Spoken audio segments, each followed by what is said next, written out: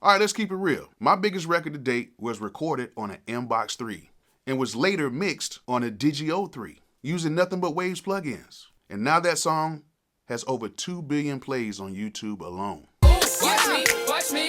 It's not about the gear. Bolo!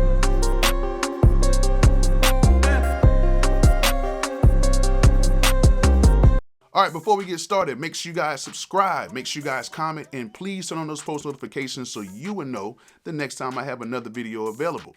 And at the end of this video, if you like it, hit that thumbs up.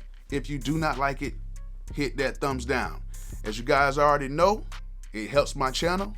And at the end of the day, I really don't care. All right, let's say this for instance. Somebody who has a really expensive car and it looks really good. And you go to approach them and you say, man, I really would want this car. And in a lot of cases, the people will tell you, save your money, man. You don't need it. You don't want to deal with these problems. And you probably thinking to yourself, why would they say something like that? Because you don't understand all the stuff that goes into that car to keep it relevant, to keep it running, the insurance, getting stuff fixed. And really it's just to give yourself some type of endorphins to make you feel good about yourself. But it really doesn't do nothing about the rest of your life. It's kind of like that with gear. A lot of you guys want to buy all this expensive gear because it looks attractive. It looks like it's going to help you out. But in all actuality, it only helps by maybe 3%, something around there. It doesn't really make that huge of a difference. And yes, I am a person who owns expensive gear. I still use my expensive gear. It still hasn't gave me the results that I made using cheap gear. Well, let's just say cheaper gear. I'm not going to say that you just go out and buy the cheapest stuff that you see on the market. That's not going to happen. But what I am trying to tell you is that expensive gear is not going to make you a better producer. It's not going to make you a better artist. What it is going to do is going to give you this feeling of, I do have this gear to work with. I've seen guys mix records on some of the cheapest gear and had it coming out sounding perfect. Because they know what to hear, they know what to listen, they train their ears to know how it's supposed to sound in any situation. So do you need it? No, but I'm not gonna say in every case that you might not wanna pick something up for yourself, but I'm gonna tell you why you don't need it. Number one is price. Who wants to sit here and spend $3,000, $4,000, $5,000, $6,000 on a piece of gear that's only gonna give you maybe that little 5% extra of a result that 99.9% of the world won't even hear? Are you buying the gear to make your product sound the best? Or are you buying the gear to make your product sound the best to a small amount of people that don't really even matter in the grand scheme of things? Right now, with the way a lot of mixes are sounding coming straight out the studio, is really not making that big of a difference because people are not getting these $10,000, $15,000 mixes anymore. A lot of these people are just taking basically the session from that night and getting it mastered. And in a lot of cases, they're not getting it mastered. So yeah, the price is definitely number one. I did a lot more with cheaper gear. Now, granted, it was still DigiDesign gear at the time. It was Avid gear. It was, was it Avid? I think it was just DigiDesign. It was the Digi, of course, I had the Digio 1, the Digio 2, the Digio 3. I had all that good stuff. You know, I had the Steinberg UR22, I had Focusrite stuff, and I had some Behringer stuff. So, you know, some compressors, stuff like that. I had a lot of cheaper gear that gave me a very decent result. So you don't have to go out and buy all this expensive stuff unless you just really want your studio to look good. Like, let me show you something. Okay, yeah, as you can see, I have some expensive stuff like my Avalon, I have my Apollo X6, I have my Big Ben, and I have even this PL Plus by Furman. This stuff is pretty expensive, but do I need it? Nah. But then if you come underneath the desk, I have an SSL interface, and I probably do 99.9% of all my beats. I do everything on that. Not on the UAD, but on this. And like I was saying before, my biggest record, I used the Mbox 3.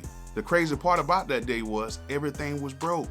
So we had to use the Mbox 3 that day. Even the compressors were broke. It was just a bad day, but I found a way to make it work by just using Waves plugins. I didn't have a compressor, so I made an aux track, and I actually used the mic in signal through the aux track, and I used a SSL EQ, and I used the R compressor for my digital processing coming in before it even got recorded to the track, if you know what I mean. Like I ran it through the R compressor, then I ran it through the SSL, and then that was printed onto the track. And it was just like a kiss of compression, and I just used the SSL just to give it that SSL sound. And I used that just to give it a little bit of processing before it hit the track. And it sounds great to me. You know, it sounds good. Even the mixing engineer, when they mixed it for radio, which that mixed version is not on iTunes. The radio mix is something totally different. The iTunes version is actually the version that I mixed in the studio that night. I put a quick mix on it and it was done on cheap gear. And it sounds pretty decent. It's a lot of stuff that I probably would have changed now, but a lot of people don't really notice it. You might can notice it, but I'll put the link in the description so you guys can check it out and listen to the song if you haven't already listened to the song. You can hear a few things that I probably should have did, but that was the mix from that night. I took it home, got it done, and I put the mix out that night. It was decent and made me a nice little chunk of change. The second reason is you're not going to drastically change your sound by getting expensive gear. You're not. I know a lot of people talk about the A to D and D to A conversion. I understand that.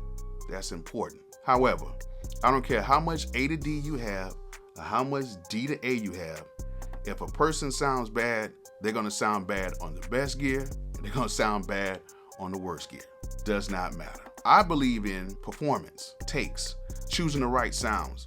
I believe in all of that stuff before I think about buying more gear.